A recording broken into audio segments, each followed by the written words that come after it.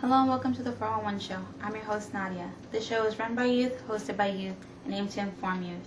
Today we have a special presentation on the National Media Reform Conference happening in Memphis, Tennessee, where we're working to change the way big media tells you the story. The third pillar of American democracy, an independent press, is under sustained attack, and the channels of information are choked. A few huge corporations now dominate the media landscape in America. Almost all the networks carried by most cable systems are owned by one of the major media conglomerates. 2/3 of today's newspapers are monopolies.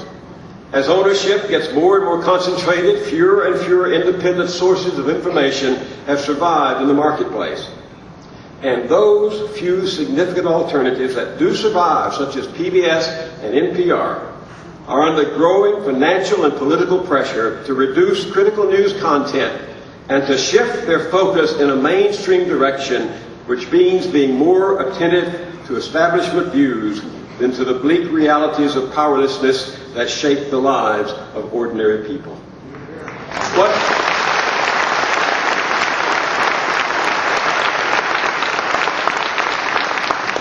does today's media system mean for the notion of an informed public cherished by democratic theory?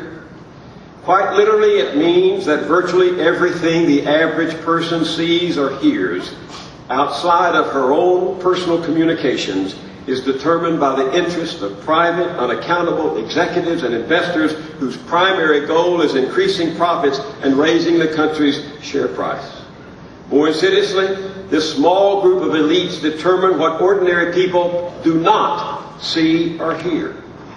In-depth coverage of anything, let alone the problems real people face day to day, is as scarce as sex, violence, and voyeurism are pervasive. Successful business model or not, by democratic standards, this is censorship of knowledge by monopolization of the means of information. In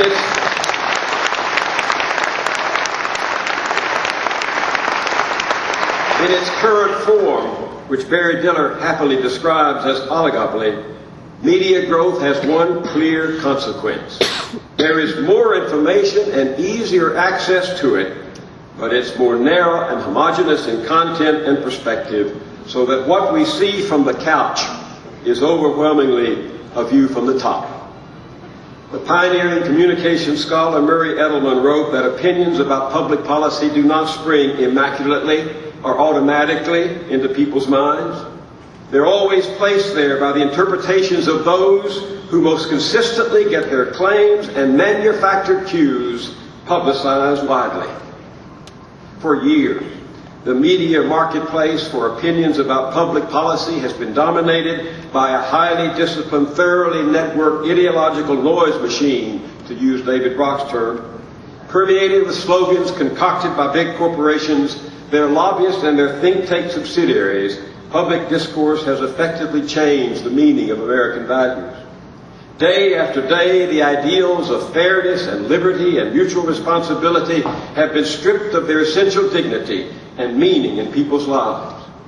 Day after day, the egalitarian creed of our Declaration of Independence is trampled underfoot by hired experts and sloganeers who speak of the death tax, the ownership society, the culture of life, the liberal assault on God and family, compassionate conservatism, weak on terrorism, the end of history, the clash of civilizations, no child left behind.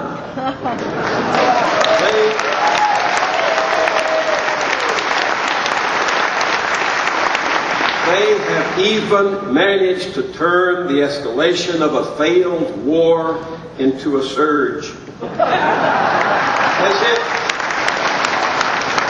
As if it were a current of electricity through a wire instead of blood spurting from the ruptured vein.